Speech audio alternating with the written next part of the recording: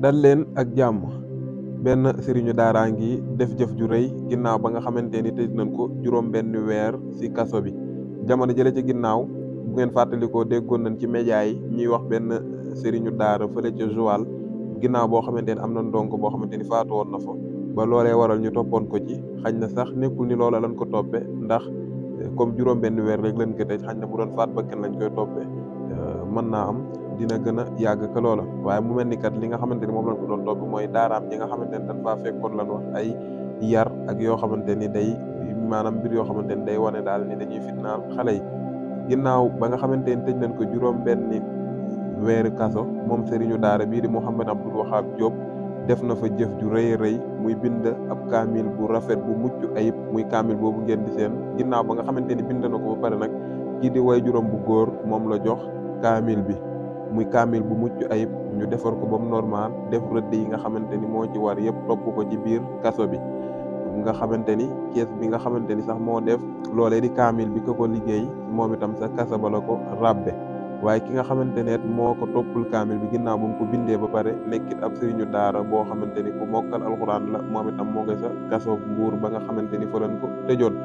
moo kookee moo ko toppul kaamil bi bam yegg kaamil bi comme ni ñu koy séene mu nekk kaamil bu rafet mbind moo xamante ni mu mucc ayib la moo ngi noonu ñuy jàkkaarloon gis nga couleur yeeg lépp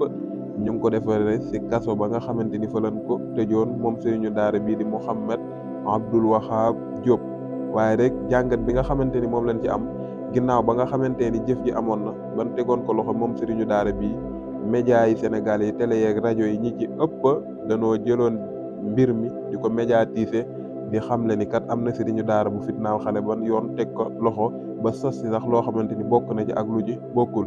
kon ginnaaw ba nga xamante ni kii di Mouhamed Abdoul Wahab Diop def na jëf ju rëy ji nga xamante ni mën naa am bu fekkee mos naa amit bariwul kun tëj kaso juróom benn weer nga génn binde kaamil bu mucc ayib jébbal ko sa wayjur kon ñoo ngi leen di xaar ñoom média yooyu nga xamante ni kat ñoo ko médiatiser woon sawar lool si bu sëriñ daara defee luñ jàpp ne naka su dul noonu la